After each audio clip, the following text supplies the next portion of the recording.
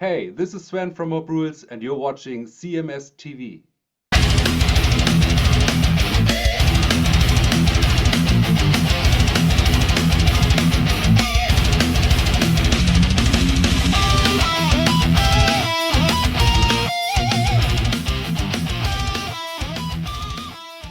It is Chris Akin Presents, and I, of course, am Chris Akin. And today on the show, we are going to be talking some serious metal here. I'm going to be honest, I don't even know what to call this yet. I'm looking forward to speaking to our guest to figure out where we're at with this. The album is called Stories from the Verdant Vale. The band is Mob Rules. The bio says it's sort of a continuation, which sounds like a leftovers collection. I don't think it is. These songs are way too strong to be leftovers, but we're going to find out all about it right now from the guitar player himself, Sven Ludke. Sven, how are you? Hey, I'm fine, thank you. Hi, thanks for having me. Oh, glad to have you, man. And as a fan of the band, I'll start there. I am a fan of what you Okay. guys do. And I read, like with any interview, I read the bio and I see what's going on. And I know the bio is not always written by the band, so it doesn't always jive. So I'm going to ask you, because the bio clearly states that these songs were kind of from the last sessions. And to my ears, these songs do not feel like ones that you would have put on a board or something that said, yeah, these don't fit or these aren't good enough. So let's start there, man. Tell me about these songs, how they got to be grouped into this record, and why they did not make the last record. Yeah, okay, I see. The last record was a continuation of the first two albums and story-wise. Mm-hmm. And so when we put together the songs for the last album, Rise of the Ruler, um, we had some sort of storyboard going on, Sure. and the songs fitting the story, and there were a lot of good ideas, song ideas, Okay. and some of these are now on the story from the Verdant Vale because they didn't fit the story in the concept, but they were too strong to be left alone and being put Sure. aside. So, and you always plan to have some sort of bonus material when Mm-hmm. you're making an album. And like this time as well, and we had these song ideas, and from that evolved the idea of doing something special, not just releasing a bonus song or putting it at the Sure. end of the track list, not really being part of the story. And for myself, it's oftentimes so when I know albums very well, and then they're gonna be maybe re-released old classic albums, and they put some bonus stuff Sure. afterwards. Oftentimes I don't like that because I Mm-hmm. know the album in its form as I'm used to it, Sure. Mm-hmm. and so we wanted to keep the album Rise of the Ruler in its shape and form as it was, and just not and the other song ideas I had, we just didn't want to bring them out just as bonus material, Right. so the idea evolved of making an EP Mm-hmm. as some sort of a bonus material, but a full EP. And the songs came, and we were writing them, and they turned out well, and we were in the flow, and so we had one song, two songs, three, four songs, and it went very well. And so the idea came, okay, let's make it a real release, not just an EP, a real release, and so yeah, so the story Sure. came together. Yeah, Well, to me, to an outsider that's just listening to it, yeah, it sounds like some of these songs might have been on Rise of the Ruler, and like you said, they didn't quite fit, or maybe, and I'm asking, was there songs that you felt could have been on Rise of the Ruler? absolutely. And what, so then what pulls them out? Was it an internal discussion or? It was it had at some point it had to do with the lyrics, for Okay. example. There was a story and how the story evolves during the album, and it wasn't just the songs weren't not strong enough for the Hmm. album or something like that, but we had an idea of the storytelling and the lyrics of the album, and so the songs we written and fitted the Hmm. situation and the lyrics, and yeah, and these were also strong songs, but we not yeah, okay. It's hard to No, explain, because it's a process. It's sure. something. No, it's a Is it a period. band feeling like you guys just listened and you felt Yeah, that these just yeah, weren't quite there? yeah. It's for example, I'm writing most of the music, and in the last years and last albums we released, I started to work more from the intuitive side of Okay. songwriting. Years ago I was very like music theory and harmony and all this stuff. I'm running a guitar school and music school. I'm teaching music harmony and music theory, and so years ago my thinking was oftentimes very strategic. Hmm. uh, um, and in the last years I started to work more from the intuitive, more from the guts, and more and especially with the songs from the story from the Verdant Vale. Okay. I I I took all the pressure from myself. So you have to write the best songs you could ever, and just had fun. Okay. I just and we took the pressure aside of away from me, and just said, okay, let's write some songs that are fun where the writing process is fun and the listening process is fun, and don't think too much about it. And so I think the songs, even more than the songs on the Rise of the Ruler album, are even more intuitive, Hmm. I would say. And so this fits together as well for this release. Right. Now, I know when I interviewed you, wow, I hate to even admit how many years ago it was. It was like 10, 15, whatever it was. It's Yeah, been a we grow while. old. It's been a while. I know we are getting old. But when I talked to you then, you really emphasized to me how much you, when you write off of a riff. You have Mhm. a riff or a riff concept, and Yeah, then you develop songs that way. yeah. Sounds like that might be changing some now.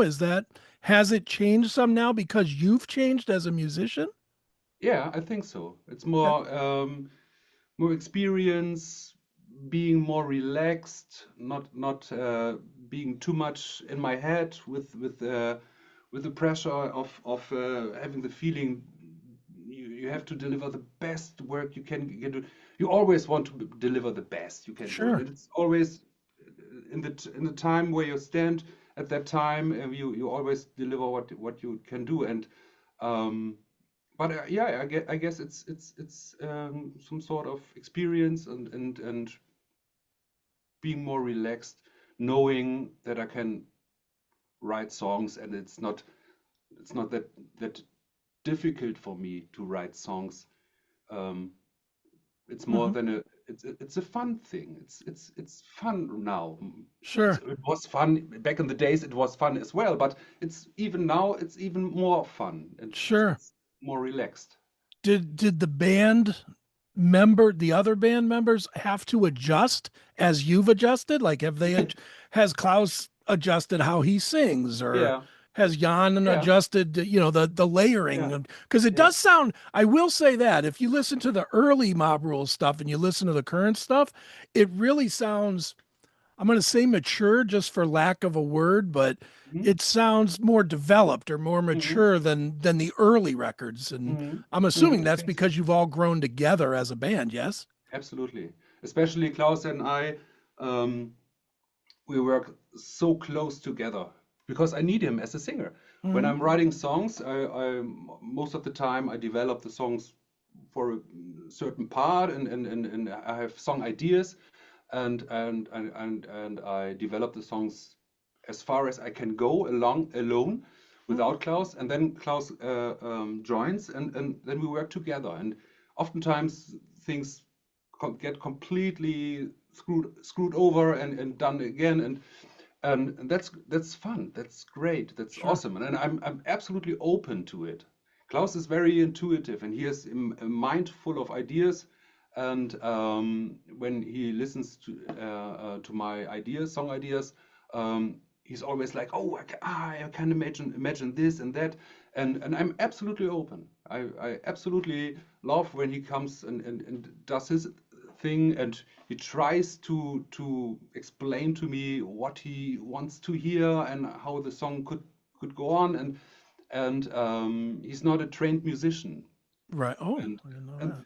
but I think it's great because I'm a trained musician, Okay. and he's not, and he's everything he does, everything he says is like, and he tries to explain, and but it has some sort of naivety, or is it the Sure. right word? Okay, Naivete. All right. Yeah. okay, and that's a great thing.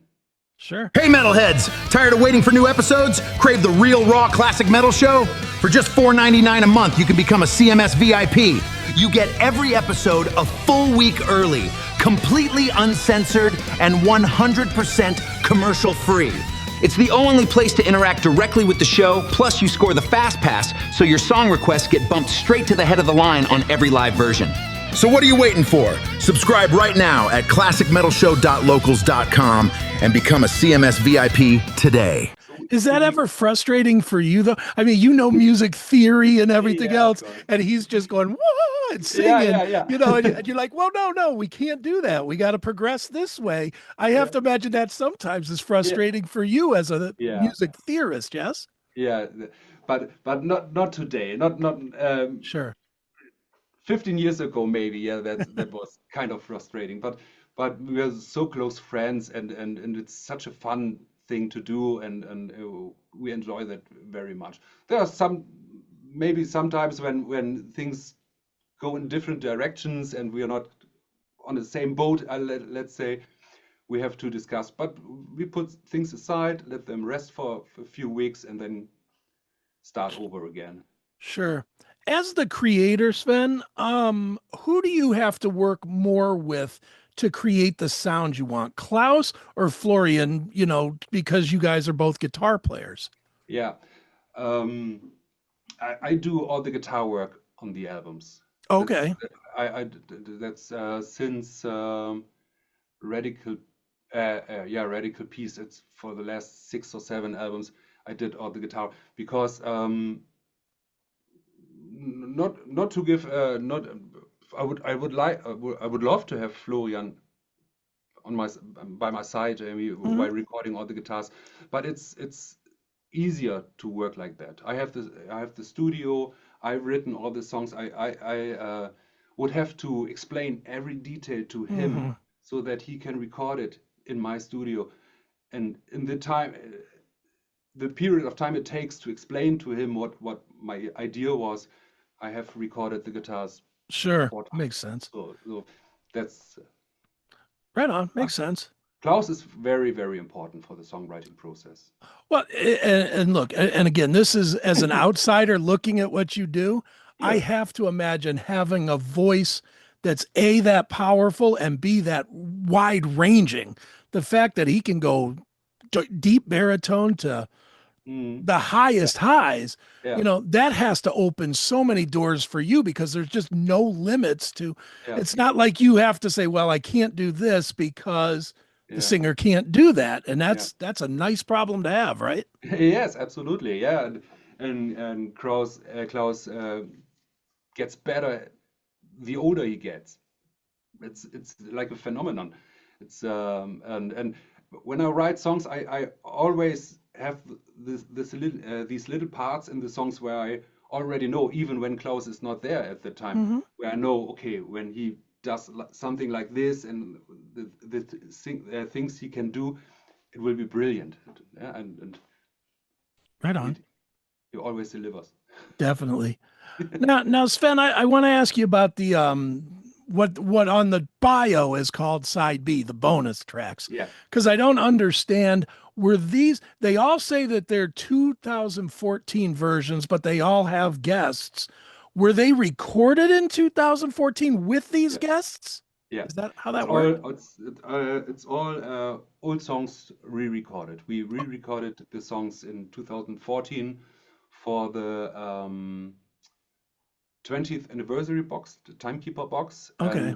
and just re-recording the songs felt a little bit boring for us. Okay. So we asked all our friends and from other bands and musicians and singers if they would like to join us. And so the re-recording made sense to us Sure. in this context with all these bonus singers. Right. Now, three of the bonus singers, no questions, and I don't have a problem with any of them, but three of them, no questions, they fit. Udo, who I love to tears, I would never in a million years picture him doing anything with Mob Rules. How did I? Obviously, you're friends and you've worked together and toured and all that stuff. Yeah. But how do you take a song that you've recorded for Mob Rules and say, this would work with Udo? That's yeah. I know what you're thinking. It was just an opportunity. Okay. And it was just we know Udo very well, and we have friends in common, and a friend of us is producing the Udo Dirkschneider albums, Okay. and we knew, and he lives, let's say, about 70 kilometers from here, Okay. and we knew Udo was in the studio Okay. at the place of our friend, and so. It just happened. One just quick a thing phone where you call say, and there "Okay, it come, is.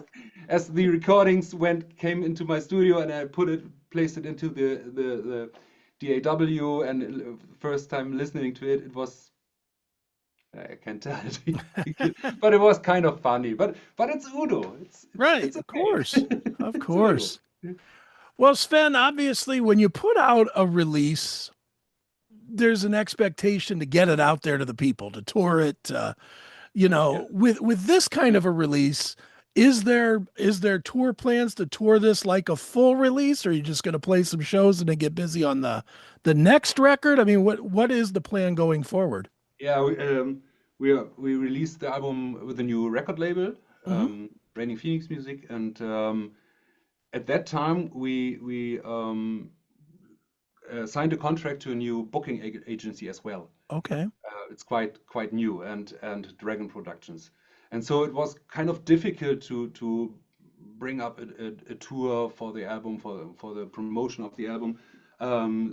So we just at the time we're just playing single shows, Okay. and hope for next year.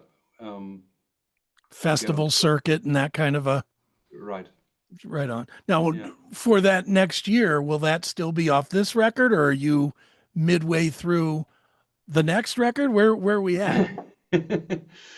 I'm always collecting ideas, and when it's time when the time comes, and that we have, there has to be an album to be released. We gather together and listen through all the ideas, and maybe next year, next new album. Okay. Let's see. Will it be? I mean, you've spent a lot of years now writing concept. Yeah. Will the next one be a No, concept? I don't think so. No. Okay.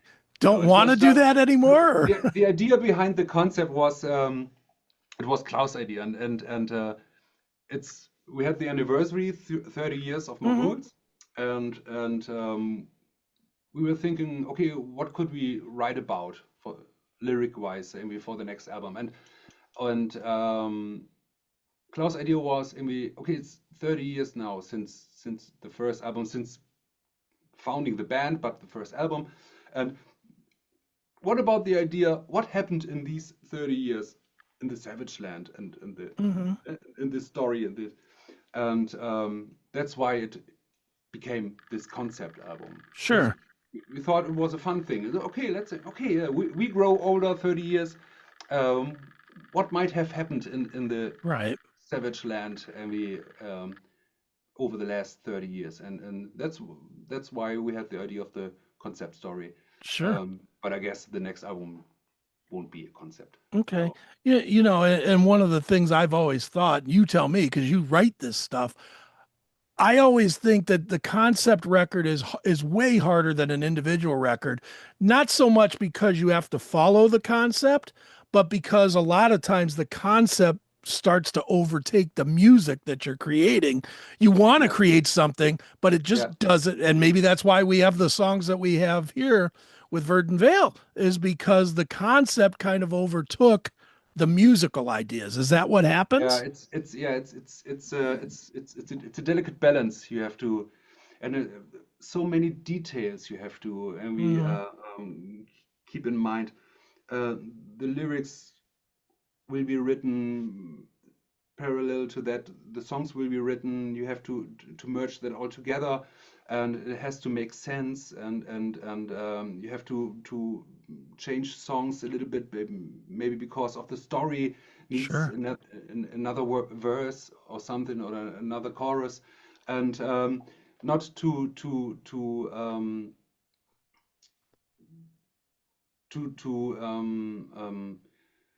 destroy the songs, Hmm.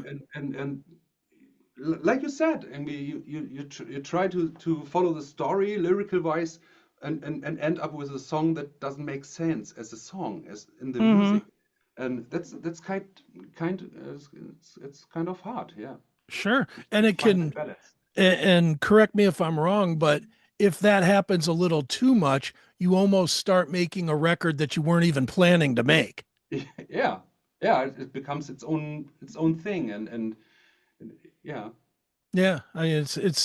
I always marvel at, especially where you've done it over a few releases, just keeping a concept together. The only one I can ever think of that kind of did that was maybe like Blackie Lawless when he did the Neon God 1 and 2. Hmm. But I think he did it all at once. Like he Hmm. just wrote the whole thing at once. So there wasn't any risk of losing the Hmm. conceptual idea, where you guys have done it over what, 7 years or something like that.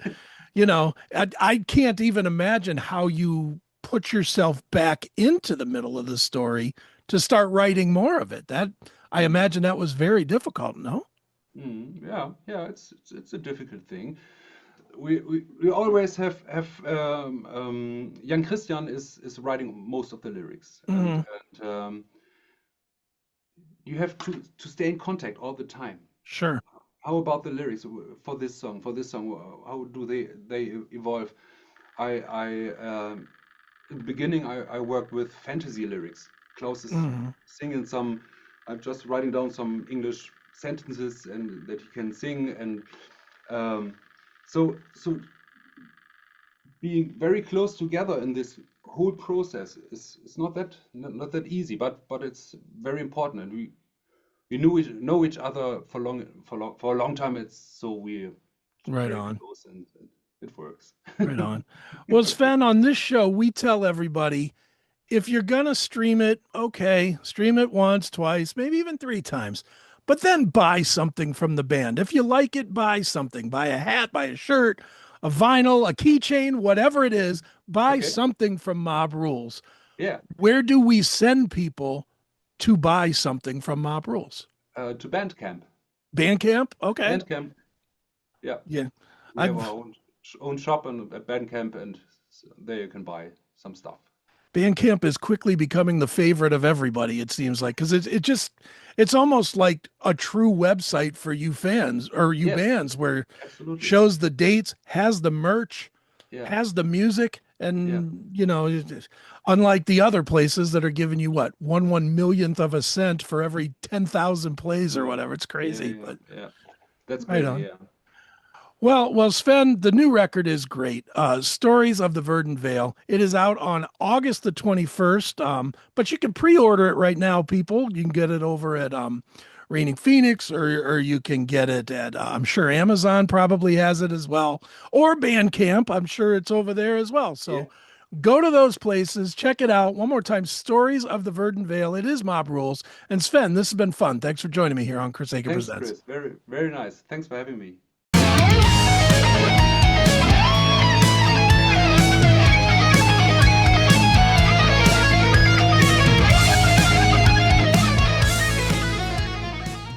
Heavy metal warriors, are you ready to crank it up?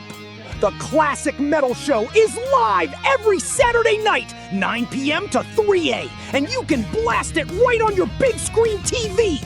Just download the Rumble app on your smart TV or streaming device. Head to rumble.com/c/CMS. Follow the channel and get ready to headbang from your couch or your bed.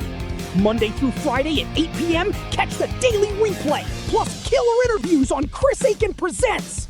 No cable, no limits, pure classic metal live whenever we hit the stream. Download Rumble now, subscribe, and never miss a riff again. The Classic Metal Show, louder on Rumble.